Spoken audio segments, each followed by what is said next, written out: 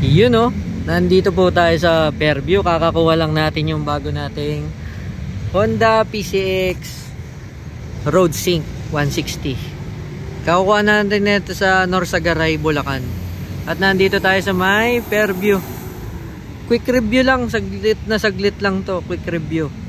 Ayan. Ayan oh, kita nyo oh. Number 1 daw tayo first, sabi ni Honda 3S Norsagaray.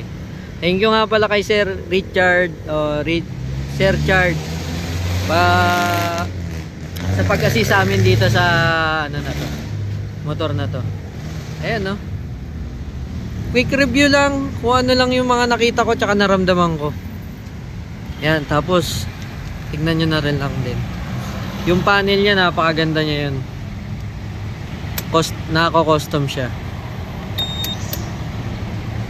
Yun oh, kita nyo yung panel na yan oh. Oh, nako-custom yan, napapalitan ng mga kung ano-ano. Pero tsaka na yun, quick review lang muna tayo. Ito yung switches nya, ganun pa rin. Ayan, to. Tapos itong kabila na iba na. Nandito na yung switch and traction control. Tapos may passing light na siya. Wala na kayo intindihin. Tapos ito para dun sa panel. Ito lang yung nadagdag talaga, may cover na siya. Wala na tayong sabitan ng gulay. Okay. Ang tangke 8.1, medyo aggressive tong itsura na ito. Tapos puwan, ayan, silyado pa. Papel. Compartment same. Tapos gaya ng box same. Tambucho same. Tapos yung mags, wheelset. O nga pala, ito nga pala yung bagong suspension niya ng Road Sync.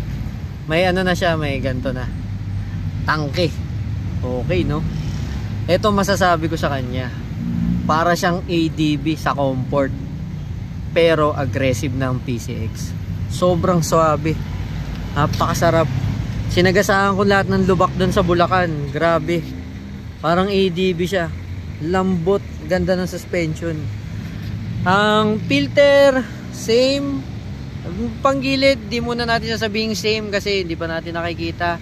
Pero kamukha ng 160 na naunang version.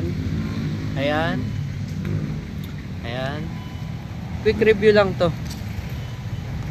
Quick review. Pogi mga sir oh. Pogi mga sir. Yun oh. Oh, ABS version to. Yung CBS version nito, hindi ganun yung panel niya. Hindi TFT display. Hindi ganyan yung panel. Ano lang siya, katulad nung dating PCX. Yung pati mga switches niya, walang ganito. Yung CBS version. Yan. Pag-aaralan natin to pag uwi natin sa bahay.